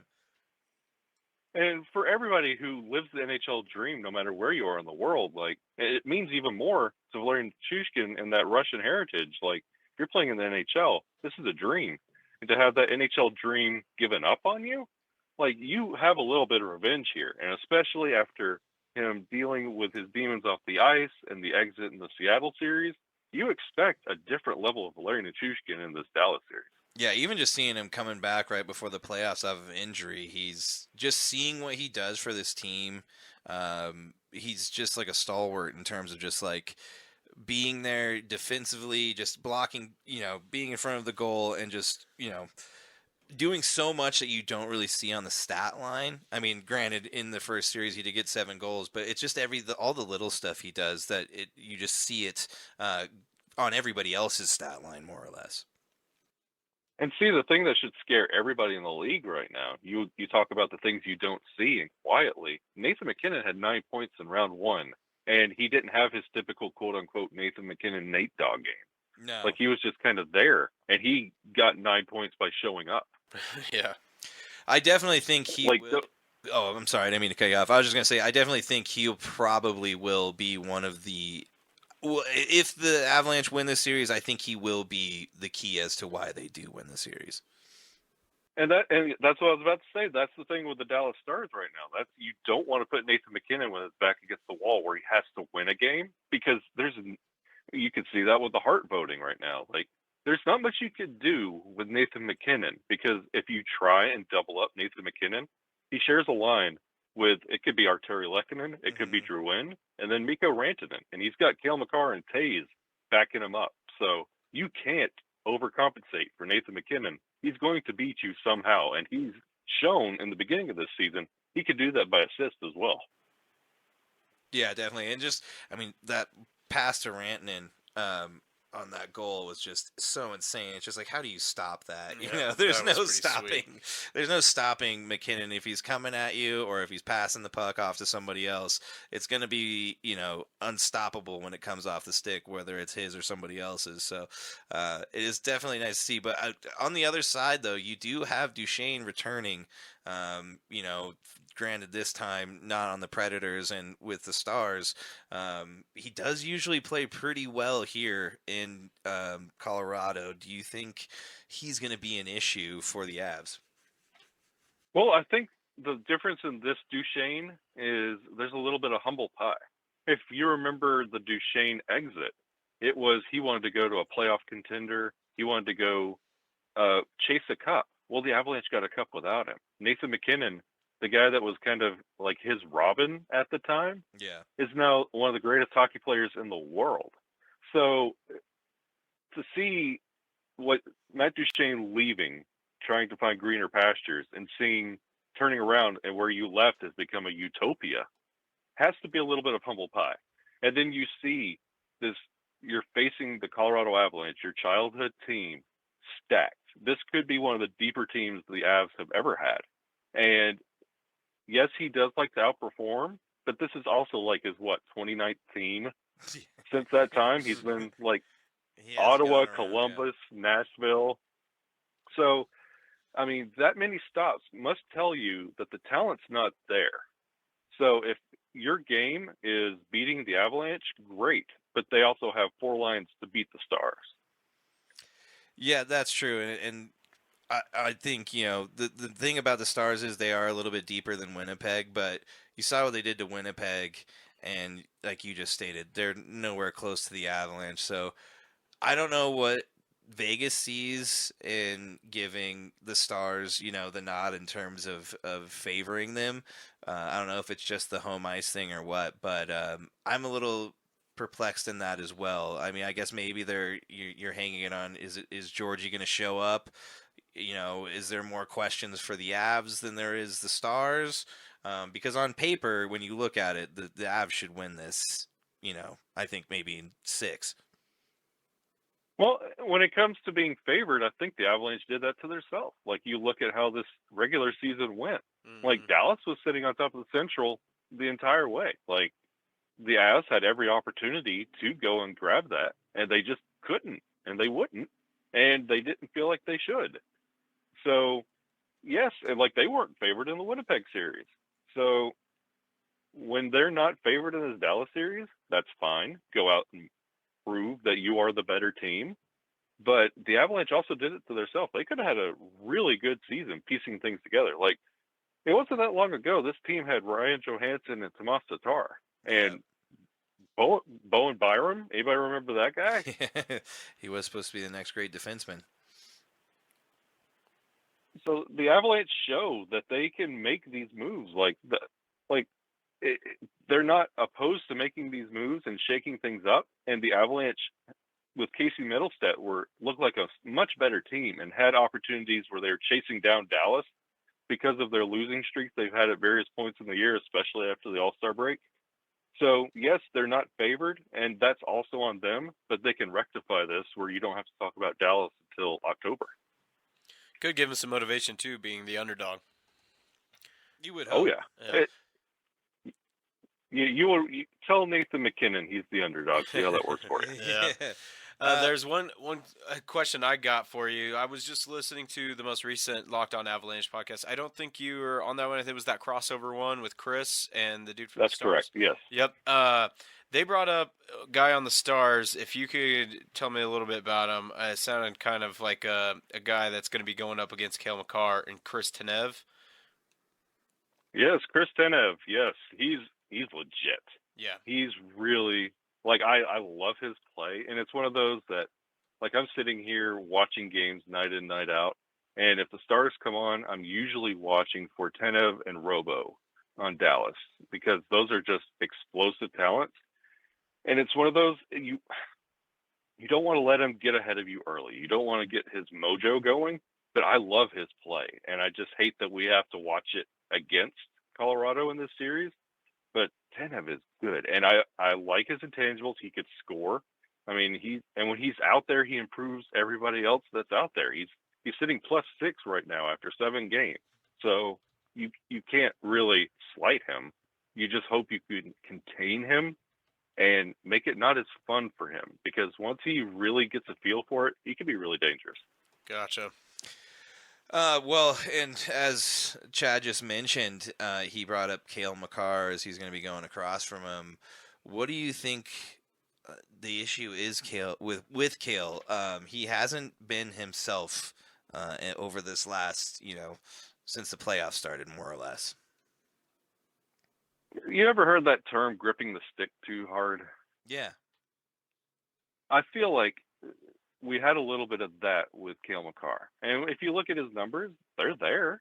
They're doing everything. He's doing everything you anticipate, except this year there are more turnovers. And I contribute that to trusting his team a little bit too much. Because those turnovers, they're not totally on him. It's usually those blind passes to nowhere. Because usually there's somebody there. It's just the timing is off.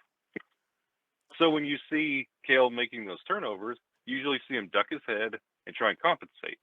And I think as Avalanche fans, we're spoiled with night in, night out being a Cale Makar highlight reel that you could share on your socials and be like, this guy's legit. He hasn't had that this year. He's had maybe 2 of those goals, but he's played consistent. He's been good. He's been where he needs to be. He just hasn't been, he doesn't have that wow factor. But again, nobody does all the time. Not even Nathan MacKinnon. Like, we all chase after Nathan MacKinnon with pitchforks and broomsticks when he decides, I want to be an assist guy. We start screaming, no, you got to score goals. But the thing with Cale Makar, his value is not goal scoring. It's hockey IQ. And he still isn't giving that up. He's just trusting his team a little bit too much when they're still getting their legs under them. But you saw that in the Winnipeg series. He had bad turnovers in game 1. Yeah. The rest of the series. Yeah. That's fair. Well, we're going to let you get out of here. I do have 2 more things for you. One is going to be what you think this series is going to be. I mean, we've got 2 teams here, both top 5 in terms of scoring this season. You had the Avs scoring over 5 goals in each game against Winnipeg, and what's, on what's going to be the Vezina winner, more than likely, in Hellebuck. And the Stars, who had a knockdown drag-out with the Golden Knights, where they won each game by, 1 goal, basically. Mm-hmm. What's your take? Who do you think's what's going to happen in your eyes? In my eyes, it's one of those. The easy answer would be anything could happen, but I feel like this is going to be a deeper series than Winnipeg. It's going to be, I would say, 6 or 7 with the Avs coming out on top. But I feel like it's that advancement is going to be muted by chippiness around game 4 or 5, where somebody gets taken out, and then you're limping through the Western Conference Final. And yeah, you advance, but boy, what we could have done. It would have been what if the rest of the way. And I have a feeling that once things start tipping one way, momentum-wise, the chippiness will set in, and then we'll see who can survive. Yeah, no, that's totally fair. I mean, both these teams have a long history in the playoffs and knocking each other out, and it is definitely going to get chippy, much like you said, probably right around that game 4, game 5, and I totally can see that happening. Now, last thing I want to, let you go on. What are your thoughts on Landeskog? I keep seeing videos of him skating. It looks like he's getting. I don't think he's coming back this year. I think that's totally out of the question. I hope that they're not even thinking that, and just hope he can come back game 1 next year. But he is skating more and more. what have you heard, or what's your thoughts on the situation? I mean, especially considering Cale Makar is the one who technically injured him in this situation. Yeah, that's very valid, and I bet you that's why Cale's so shaken up. Gabe's coming back, he's skating, and now Cale's worried that he's going to get revenge. No, but he's going to take him I out. said that he's coming back. But it's honestly, I've said this all year. It's been nice. It's been wonderful to see Gabe making this progress. And when it came to a possible in-season return, I would have said one game would have been great. But once the playoffs hit, don't talk to me until next year. Yeah. Because this team, like, I understand what Gabe Landeskog means to this team and what he brings to this team, but there is not a single thing that he is going to add to this team in this playoffs, top to bottom, that they don't already have. He might actually hold them back. And then the worst possible thing is he gets out there, takes one shift, blows his knee, he's done forever. And then what does this team do emotionally to get over that? That's a good point. Yeah, it's an incredible good point. Yeah. Yeah, we don't need that. So I say, I mean, what's the difference? It's 2 years at this point. What's 3? Yeah. Let's see him at puck drop opening night next year, because he's not going to give you another win. He's not going to steal you a game. My goodness, it's been 2 years. We were all throwing our hands up when we signed Zach Parise, who hasn't played all year, but he's been fine. But this is a completely different animal, like the surgery. Nobody's come back from yet. So why would you put that on display to test it out in the playoffs when everything matters? Doesn't make any sense. Yeah, at this point, Lonzo Ball might be the barometer to see if somebody can come back from it. So, well, man, we appreciate your time greatly. We'll let you go. It's getting close. You know, we're about an hour from puck drop at this point. We greatly appreciate your time. Yes, thank you so much, Kyle. Once again, shout. Oh no, it was a blast. Yeah, no, it was definitely fun. We definitely, if you're open to it, man, we'd love to. You blew me away with your obsession for hockey. I think I'm going to be able to learn a lot from you. So if you're willing to come back on in the future, that'd be great. Oh, you guys know where to find me. Hell yeah, right, man. Hell yeah. Well, let your cousin Ryan know. We'll get him on next time. This was Kyle Sullivan from the Locked On Avalanche podcast. Make sure to go check him out wherever you get your podcast. Can they find you anywhere else, man? You can find me on Twitter at Shaggy Von Doom. That's been my nickname since I was 13. So. Shaggy Von Doom. Find me like a cool nickname. Sounds like a hockey nickname. Yeah. Yeah, you can find us on the show. We're on YouTube, so you can see us being goofy over there. Check out our backdrops; they're pretty wicked. Oh, nice. Cool, Yeah, we'll have to check it out. Maybe we'll get some ideas. Yeah. But yeah, man, thanks again for hopping on. We greatly appreciate it. Go Avalanche. That's right. Go Avs. And you have a great rest of your Go night, Avs, man. go! Yeah, go Avs, go. We'll be Hey. in touch, man. May the force be with you. Indeed. That's right. May the force be with you. Thanks again, man. Take Have it a easy. good night, dude. Bye. Well, Chris, Cheers. so glad you are such a big Avs fan and knowledgeable in hockey. I can fake it till we make it. Well, you know a hell of a lot more than me, and I'm learning, man. This is Cheers. That was cool, man. Yeah. I do feel like cheers to Chad for one. He's technically our booker right now because he's getting like all the people. I reach out to him, they don't get back to us, or they just don't say anything. Chad's been knocking out of the park, so cheers to you, sir. And well, on bringing the better content into the podcast. we're a team. Cheers to you guys.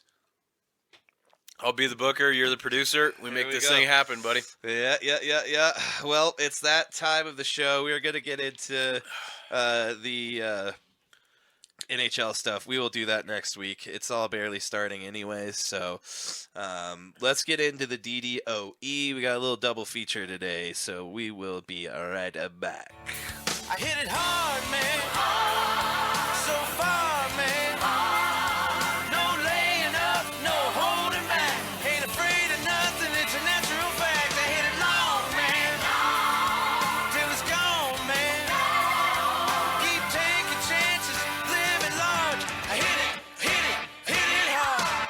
I didn't see that. All right, we're back. Chad doesn't know what's happening. I've thrown him multiple curveballs in this Fucking episode. Ohtani over here. Yeah, dude. Well, we didn't even get into MLB. We planned on it, but we'll do that next week. Next week for sure. MLB will be up.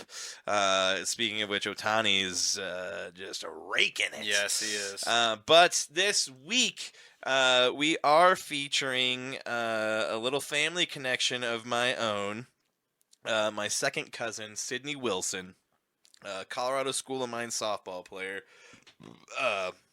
just finished up her career, and she was the team captain for the Colorado School of Mines. Wow. She brought home the Female Iron Digger Award. Over the last 4 years, Wilson has played in and started 182 of a possible 185 games. Wow. For her career. The Broomfield, Colorado native has batted .344, damn, with 187 hits, including 32 doubles, 95 RBIs, 90 runs. Her 60 walks rank top 10 in program history.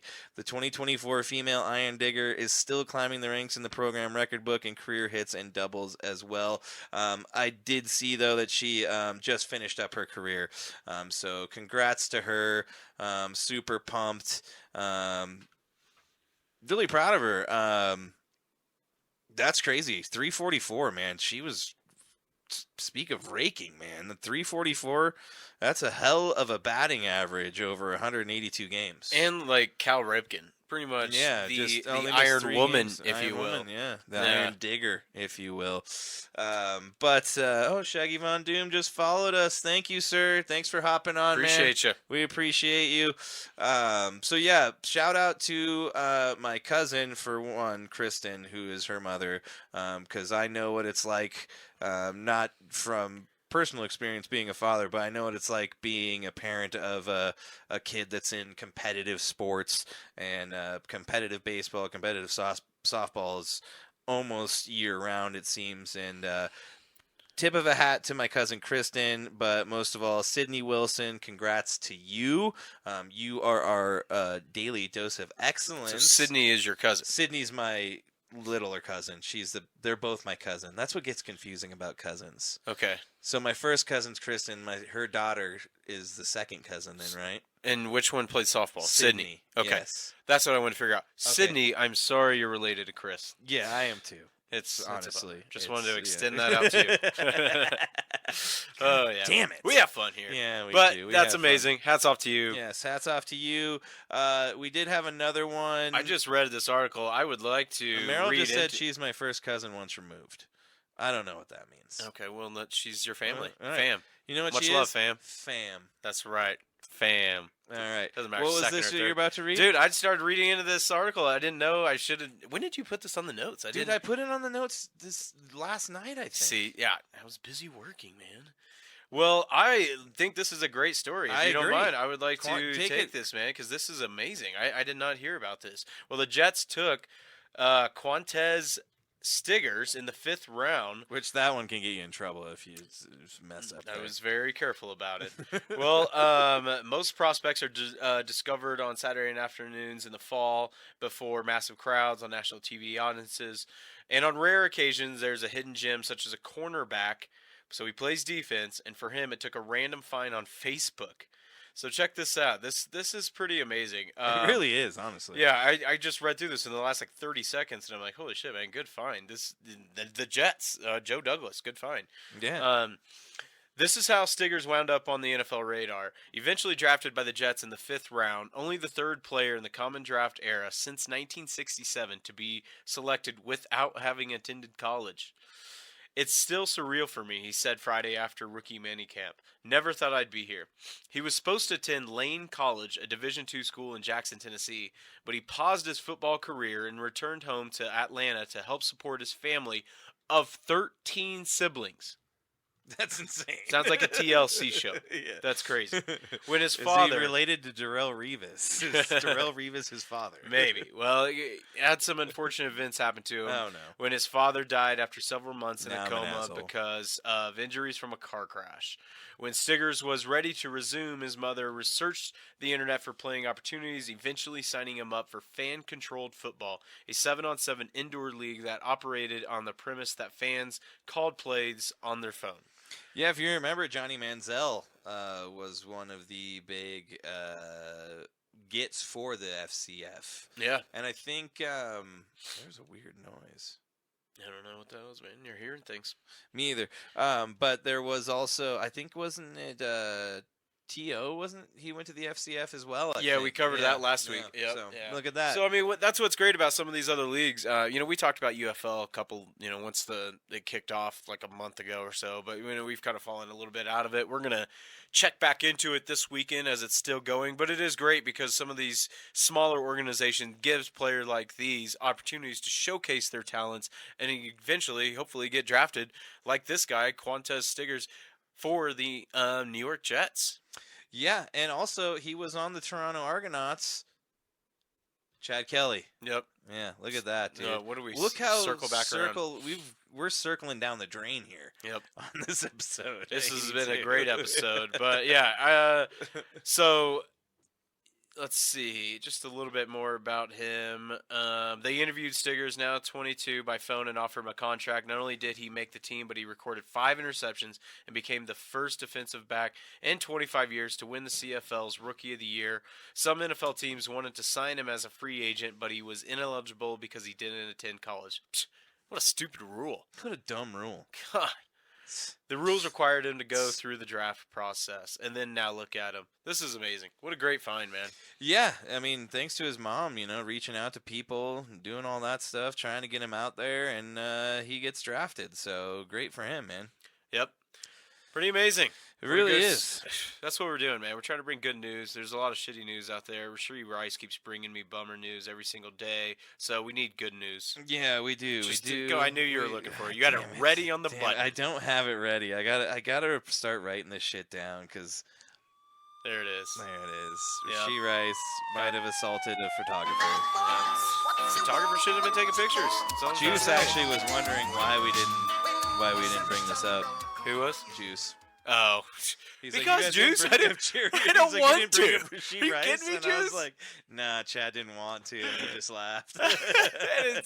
Because he's gonna get cut after this. He's gonna get cut. He is gonna get yeah, cut. it sucks, man. All right, well, guys, But let's not end it on that. Let's give a good cheers to Quantez Stiggers and Sydney Wilson. Yes.